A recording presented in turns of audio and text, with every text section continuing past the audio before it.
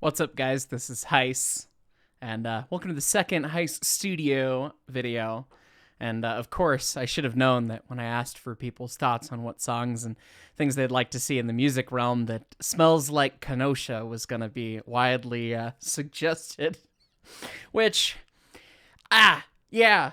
The fact that the stupid inside joke has become this big meme and part of like every video brings a big dumb smile to my face. So Smells Like Kenosha. This will eventually be a video on the main channel too, when it becomes warm outside and I can go visit the actual rec site and tell the story from there. But it's a bit icy and gross right now. So anyway, so Kenosha is referring to Kenosha Pass, which is an old rail alignment that the Colorado and Southern operated, previously the Denver, South Park, and Pacific. And so steep hill, steep grades, whatever, it's like 4%. Kenosha's at the summit. And 346, which it's back there somewhere. Little model of 346 I've got. 346, the actual engine, was running helper service, leased to the CNS. It was like 5 or 6 months into her lease. And she was leased there because the CNS had wrecked a couple of their own engines. Oh, spoilers. And she's coming down light engine from the top. She helped a train up over the pass, got to the Y, wide the engine, and it was heading back downhill. And she had a rookie fireman with her. It was his first time firing over the road with it, with the train and the engine and everything. And then veteran engineer Mickey McGowan, or Eugene McGowan, known as Mickey. And you could read the ICC report. It exists out there. But basically, 4% grade, lots of straight track, slight left turn, then a sharp right turn, like a 24-degree curve, I think. And she flew the hell off the track, estimated in excess of 45 or 50 miles an hour, and the track was only good for 20. And so she rolled over, destroyed the engine. Engineer, he actually died a couple days later from burns, so it's kind of nasty in that regard. But the long-held myth is that he was drunk, because in the ICC report, the fireman says, yeah, the engineer didn't seem to care anything about the speed and was just doing the thing, and he apparently was a reported drinker, but everyone on the railroad was in that era anyway. So, yeah. So it became a running joke around the shop at the museum if there was hard liquor or anything, or people were talking about hard liquor. We would joke that poor 346 is sitting over there going, why does it smell like Kenosha? PTSD from the wreck, which ultimately is the reason that 346 was saved. The Grand said, you sons of bitches, you wrecked our engine. You're going to rebuild it. And so the CNS rebuilt it. And then she, had a new lease on life, came back to the Grand after, another year on the CNS or whatever. And had the Grand wrecked it, they would have paved over the top of it. Like, who cares? Ballast over that thing. It'll be good riprap. But the fact that the CNS did it, it was like 1936 or whatever, and it's an 1881 itty bitty little 280. That's the reason she still survives. So it got into my head to do a shit. Like, I remember telling Brett and Leighton and everyone and being like, I'm going to do a song. I'm going to name it Smells Like Kenosha, and it's going to run away, and it's going to be the runaway train. So that was the whole premise behind the song and explaining the joke. So the song itself, I'd had some chords. I wrote half the song a million years ago. So I've got, this is my 1968 Gibson SG Standard, which is, I'm very fortunate to have. I got it for a really good price. These are usually stupid expensive for that vintage, but it's been restored, and we'll have to do a whole feature on this guitar at another time. Let me know if you'd like to see that. But it's tuned in standard tuning, so I can actually play a little bit, and it'll match the song. But anyway, I had the verse chords I've had in my back pocket since like 2010.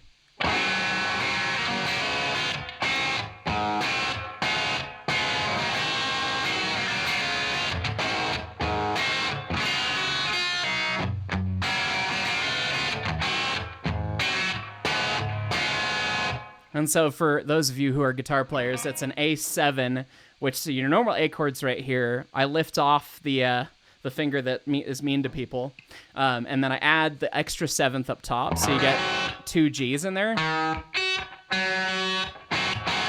And then this is D7, and then G7. And so that's really the basis of that verse, and I wrote that.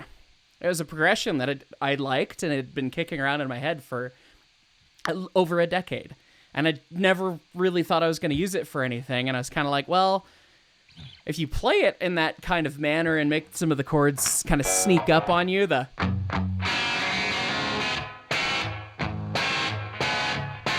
it's a bit of a drunken stumble. Okay, that could work. The funny thing is, I used that half of the riff, but it had a whole second half that I never ended up using. In that era, I was playing with guys who were really into like Red Hot Chili Peppers and more of the kind of 2000s indie rock stuff, and so I was trying to write a little bit to fit in. So I had that piece, but then it also had a piece that went...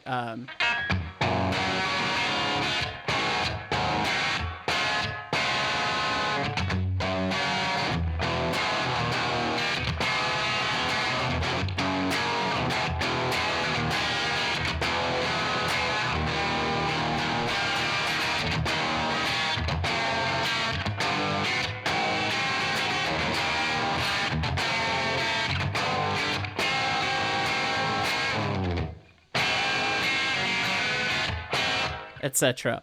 I'm pretty sure I wrote that right after I learned what a 7th chord was, which is why it's all 7th chords, dominant 7th chords. You know, you learn a new tool in music and you want to use it kind of thing. So there was that. And then I was like, okay, well, how do we make this drunken stumble continue? Okay, well, I got it in my head at one point. Well, if it slowly turned into an AC/DC song at the end, that would be really funny. It would be kind of out of character for the soundtrack. But we're kind of leaning into this train spiraling down off the mountain wreck joke thing anyways, so I might as well lean into it.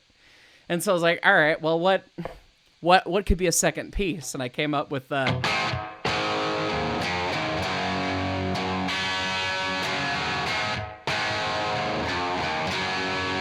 which is just the same chords, but it's the AC/DC variety. So the first chorus kind of hints at the fact that that'll be there with the Highway to Hell kind of chords. Anyway, so we do that. And then I just basically set up the song to have the click track that I'm listening to play and make sure all the rhythms or instruments are in line. I just started speeding up the click track until it was just ridiculous at the end and just kept infinitely getting faster and faster towards the end. So it was like, okay. But I wanted that to happen after the first chorus. So you kind of have all right, well, the train's plodding up the grade. Engineer's a little drunk. It's fine.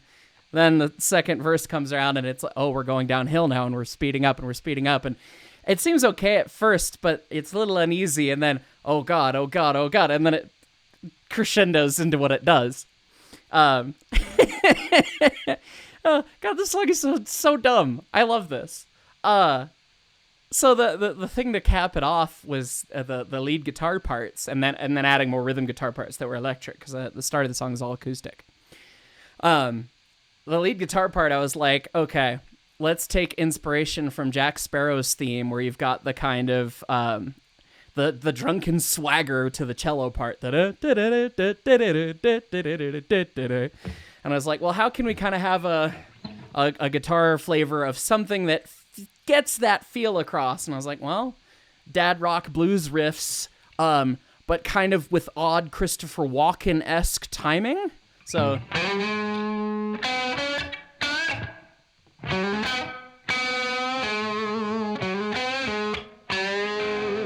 and weird, like, big, long bends from weird places that don't quite do what they're supposed to.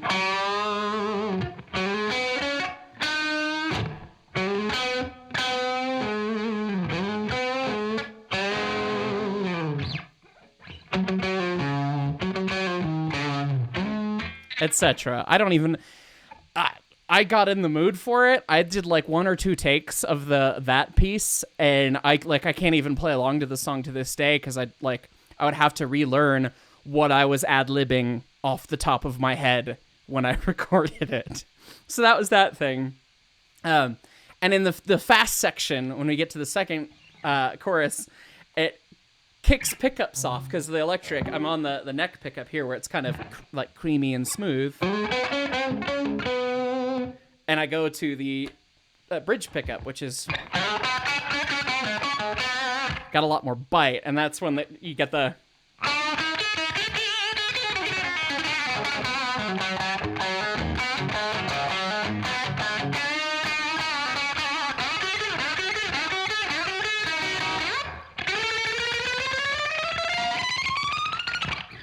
etc. Yeah, that bit. That's where that comes in.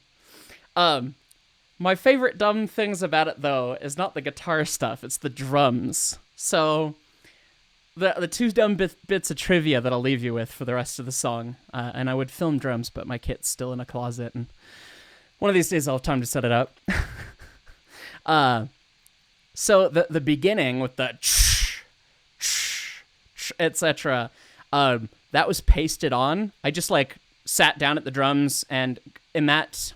I was recording at my buddy's place in Seattle, north of Seattle, when I lived there, not my own place. So I had to run across the house to get to the drum kit. So I didn't really know how long it was going to take. So I pressed record somewhere way before the beginning of the song, ran across the house, sat down at the drum kit and went, I don't know when the song's going to start until I get the clicks from the guitars saying, hey, we're starting. And so I recorded the intro okay, well, I know I'm going to want it to do this. And I had the clicks, so I knew the tempo. So I did that piece. And then I waited for 30 seconds because I gave myself way too much time to run across the house and then ran across the house too fast. Anyway, so that got cut and pasted right on the front. And then the end, that was I was just okay, well, we're trying to make the drums of this Rock and Roll by Led Zeppelin. That was why we did the count off at the beginning like that, it was a slow version of that. And then the ending, just I want to have the train rolling down the mountain and it toms every John Bonham riff that I can come up with. So I'm doing the all over the toms and the snare drum and everything. And at the end, I hit a bunch of big crashes and it's that's it.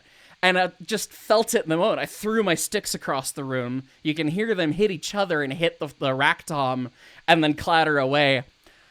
And I was no, I'm going to leave that in. I'm not going to yeah, okay, it doesn't end on the big... And then the sticks go. But it was that was just the vibe of the moment was just... So I yeet the drumsticks and that ends the song.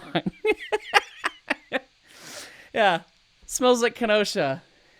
What a beautiful shitpost. That's that song.